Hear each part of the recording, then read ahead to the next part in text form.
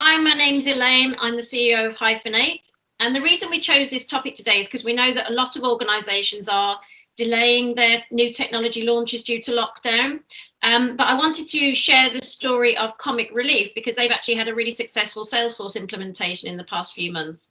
So I'm delighted to be joined by Jacqui Lowe from Comic Relief. Hi, Jacqui.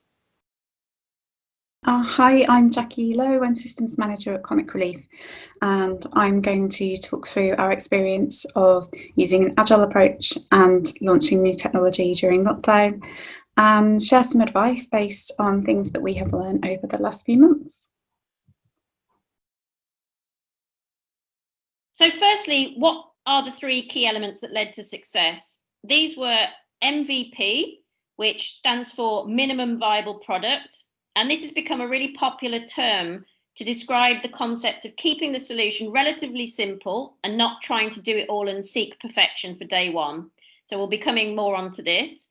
Also, agile delivery. And taking an agile approach means that rather than designing and documenting the final solution specification up front and delivering a full solution at the end of that process, you can take a much more iterative and collaborative approach to the design and the build, and you can deliver the solution elements in sprints.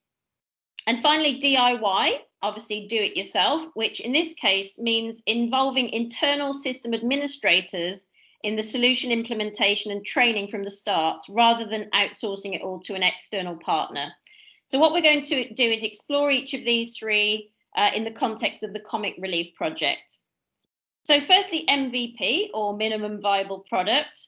And we've actually shared a white paper in the hub that provides a bit more of an introduction on this concept. But MVP can really help to manage expectations and to stick to budget and timescales. But Jacqui, talk us through the practicalities of sticking to MVP. How did you push back on complexity internally? Sure. So we did have a set time frame and budget that we needed to stick to. So MVP made absolute sense to us as an approach. And I think in theory, the concept of MVP and the benefits are quite clear and generally something we find that people can understand and can sign up to. But in practice, it wasn't always that straightforward. So when you are faced with implementing a feature or a process that perhaps isn't quite as efficient or isn't quite as user-friendly as your users might be familiar with on their current system, and that you know the tech you're using is very capable of, that can take some negotiation, and it can take some discipline as well. So something that we strive to do was to keep particularly our internal users informed and kind of part of the process so that they could understand the approach and really almost sort of selling the benefits into them. So what might have felt like a compromise in the short term means that in the long term they will be able to get some improvements implemented that will actually benefit them the most. So even taking that opportunity to sometimes talk through briefly what some of those future possibilities may look like, to sort of assure them that improvements can be implemented down the line, and also explaining how the decisions will be made and what will be implemented. So we initiated a testing and feedback champions group. We did have some challenges of that due to lockdown, but we intend to set up a similar group to feed into and steer the project post implementation. I think where you have what we were calling MVP plus features or processes, so things that were an improvement on what users were currently used to, I think really making sure you communicate those as you go along as well. So through updates or through show and tells, you know, for us, it wasn't pure compromise across the board. There were areas where MVP on Salesforce were putting us in a better position. So I think really highlighting those things as well can be helpful. And sometimes it's reminding yourself of those benefits and your project team of those benefits, because it can come naturally to want to deliver things as good as they can be and try and make them perfect. So really kind of trying to keep on track and hopefully having an environment where you can challenge each other a bit on that as well. One particularly interesting thing that we find, because of the Salesforce capabilities and because of having a partner that understood how to make the best of the technology, it's quite easy to ask, you know, what would be involved in having this nice to have and how long would that take, and sort of going for it. And in and of itself, that might not be a problem, that might be quite small, but of course those things can really build up across the piece. So I definitely recommend being aware of that as you go along. And I'd say that some areas of the business, it might have been a bit more challenging. So when it comes to things like finance controls, of course, there's some non-negotiables in there. But even within the area of finance, you know, there were places where you could find a middle ground so that the necessary controls are in place, but those kind of bells and whistles, those automated process can come later down the line. Thank you. Some really useful tips there. Let's come on to the Agile process. So although there was at the beginning an initial discovery phase to scope out the solution framework, and we were lucky enough to have that in person, the design and build of each element of the solution really took an Agile approach. And that meant that there was much more flexibility to adapt once Comic Relief understood the platform capabilities. And it was also a great way to maintain continuous communication and to build a relationship between the partners. So Jacqui, talk us a bit through how the Agile process worked for you and whether you have any tips for organisations considering this approach. Yeah, of course. So I think we find that Agile did really allow us to adapt to the ever-changing circumstances of the last few months. For us as grant makers, you know, things do change frequently anyway. The timings with open calls, maybe partnerships that come up, but during lockdown that was really amplified. So some things that were planned got pushed way back, and some things we weren't expecting got brought to the forefront. So it did allow us to kind of switch priorities and timing, but not affect the overall budget and timeline. So at the beginning of the project, as you mentioned, we went through the define process with Hyphen8 and bringing in lots of users from across the different areas of the business as well. So we identified just the kind of the key areas for delivery to get a shared understanding of the overall scope. And then once that was agreed and we went into project implementation, before each sprint we'd be agreeing what was going to be delivered, working in wee sprints initially, which meant that we could be really responsive and really flexible on a weekly basis. And within that, we defined key sprint goals. So although we might be working on different pieces of work, we were able to identify what the priority areas were. The daily contact that we had through stand-ups, because there was so much going on, just having that close contact really allowed us to keep things moving, get feedback in quickly, for example, and just to keep on top of things across the project too. And at the end of each sprint, we would take time to reflect on the previous week. So both on some of the work that had been delivered, but also the process and how we were working together as a team, you know, what our wins were, what we could improve on. And I would really encourage that opportunity of reflection. It doesn't have to be a huge amount of time you spend on it, but it does allow you to really kind of fine tune things as you go along. We worked with users quite a lot as we went along to shape what was being delivered. So as I said, there were challenges with lockdown. So our kind of methods of engagement and feedback weren't quite what we had planned, but we did try to adapt to it. And what we did use, it did allow us to check we were on track. It did allow us to feedback comments and get back kind of further feedback for a later date as well. And we have some really great examples of where this whole kind of process and the sprint cycles worked really well. For example, our assurance reporting piece, it was actually a new process on our new system. And we had a real overview of what we wanted to happen, but we met with users. Hyphen8 had kind of a prototype to show, which we were able to talk through and they could feedback on. We had some development, they saw a kind of next version, a bit more feedback, and it was ready to go. And that wasn't something really rigid that was set, you know, several months before. It was very much based on the kind of needs at that time.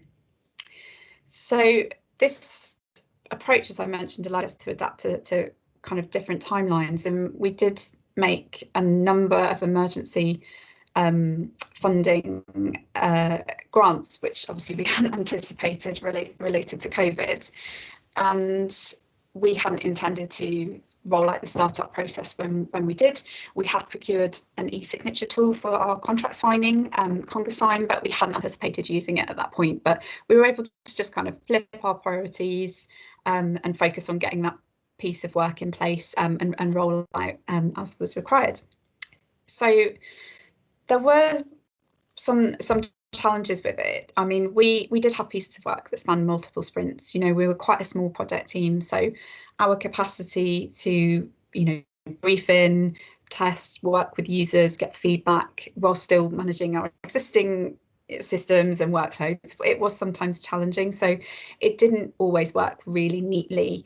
You know, the pace didn't always continue throughout, but I think sort of accepting that not everything is going to work exactly in practice as it does in theory, you know, it is fine, and obviously it got us to where we needed to be in the end. So I think just my overall tips would just be to get a shared understanding of the overall scope at the beginning, which allows some flexibility for you to focus on things as you go along.